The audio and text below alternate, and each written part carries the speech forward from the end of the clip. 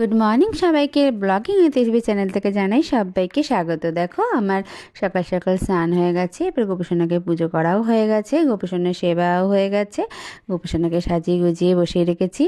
তো পুজো টুজো কমপ্লিট করে সকালবেলা তারপরে কফি বানানো হয়েছিল, তার সাথে খেয়েছিলাম ব্রেড বাটার। তো এটাই ছিল আমাদের ব্রেকফাস্ট। তো এবারে তো রান্নার কাছে চলে এসেছি দুপুরের রান্নার জন্য। তো দুপুরের রান্না তো করতেই হবে, রান্না করতেই হ্যাপা ছ্যাপা, তারপরে খেতে তো টাইম নেই, যাই হোক চটপট খাওয়া হয়ে যাবে। তো দেখো আজকে শনিবার যেহেতু, সেই জন্য তো আমরা নিরামিষ খাই, তোমরা সবাই জানো। তো সেই জন্য আজকে ভাবছি একটু ফ্রাইড রাইস করব, আর চিলি পনির, আর সঙ্গে হচ্ছে আলুর দম আর চাটনি। তো এটাই আজকের মেনু। তো চলো ঝটপট, এখানে আমার হাজব্যান্ড আমাকে পনিরগুলো কেটে দিচ্ছে, যাই হোক একটু হেল্প করলে ভালোই লাগে। তো এখানে পনিরগুলো কাটা হয়ে গেলে পনিরগুলো এবার ম্যারিনেট করে রেখে দেব, তারপরে রান্নাটা শুরু করব।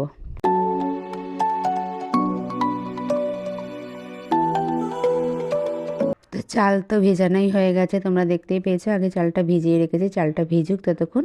আর এইদিকে সবজিগুলো সব কেটে নিই, আর টমেটোটাও কাটা হয়ে গেছে। তো এখানে চাটনিটা বাটিতেই বসিয়ে দিয়েছি, ঝটপট তাড়াতাড়ি রান্না করতে হবে।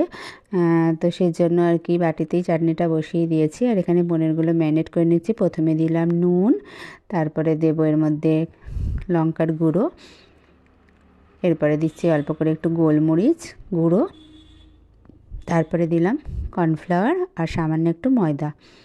তো এবারে আর দেবো সামান্য একটু তেল, এখানে আমি সাদা তেল দিয়েছি। তো এবারে ভালো করে সামান্য একটু জল দেব, নাহলে তো মাখানো যাবে না। তো যা একটু অল্প করে জল দিয়ে এটাকে ভালো করে মাখিয়ে রেখে দেবো। আর দেখো এখানে টমেটোগুলো সেদ্ধ হয়ে গেছে, এর মধ্যে আমসত্ত্ব কাজু কিশমিশ সব দিয়ে দিলাম। এবারে ওটা ততক্ষণে হোক, তারপরে চিনিটা দেব।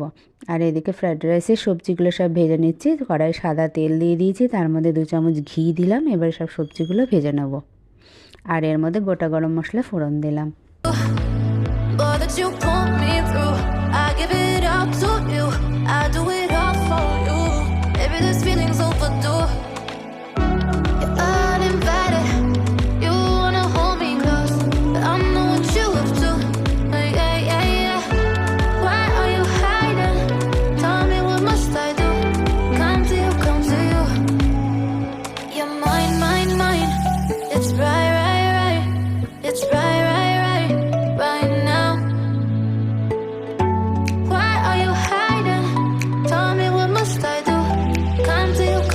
তো এবারে একে একে পনিরগুলো ভেজে নিচ্ছি।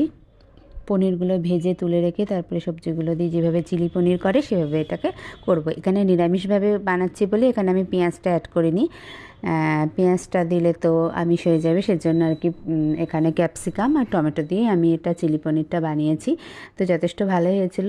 নিরামিষ দিনে এটা বানিয়ে নেওয়া যেতে পারে, কেননা অনেকেই আছে যারা পেঁয়াজ খায় না, মানে নিরামিষ সম্পূর্ণ ভেজ, তারা এরকমভাবে বানিয়ে নিতে পারে চিলি পনির।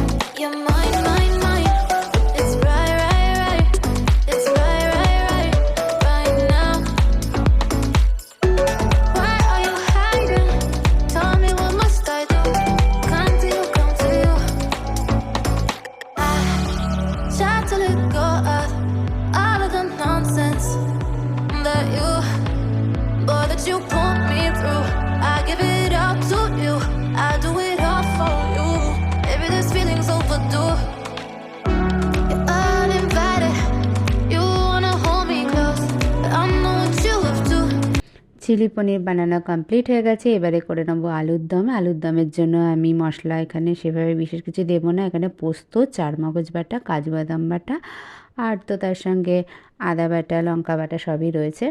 তো এসবগুলো মশলা একবারে মিক্সিতে পেস্ট করে নিয়েছে। আর এখানে আলুগুলো সিদ্ধ করে নিয়েছিলাম, নিয়ে ভালোভাবে ভেজে নিয়ে এটাকে মশলাটাকে এর ওপরে দিয়ে ভালোভাবে কষিয়ে নেব।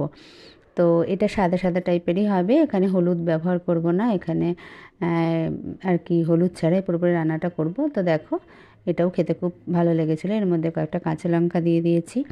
দিয়ে এটা কষা কষা টাইপের করব আলুর দম। আর এখানে ফ্রাইড রাইসের জন্য জলটা বসিয়ে দিয়েছি, আর এখানে তোমার মটরশুঁটিগুলো জলের মধ্যেই দিয়ে দিয়েছি সেদ্ধ হয়ে যাক, আর তারপরে চালটা ছেড়ে দেবো।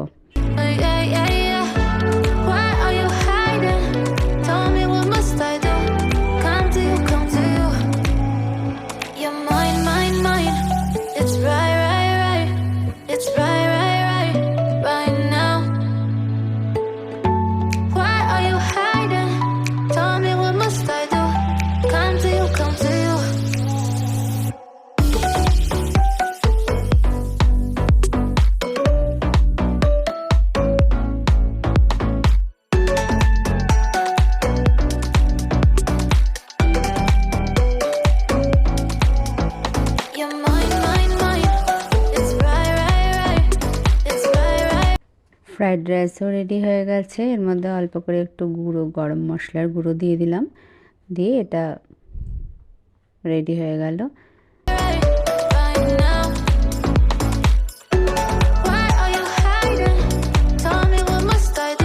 তো এখানে আমি ছেলেকে খেতে দিয়ে দিচ্ছি। তো ও খেলতে যাবে বলে একটু তাড়াতাড়ি ভাত খায়, যাই হোক 12টার মধ্যে রান্নাটা কমপ্লিট করে ফেলেছি, তো ওকে খেতে দিয়ে দিয়েছি। তো দেখো আমার আজকের মেনু ফ্রাইড রাইস, আলুর দম, চিলি পনির আর চাটনি, ব্যাস। তো আজকের মতো এই পর্যন্তই। যদি ভিডিওটা ভালো লাগে তবে লাইক শেয়ার কমেন্ট অবশ্যই করবে, চ্যানেলটাকে অবশ্যই করে সাবস্ক্রাইব করে দেবে। Tata, love you all.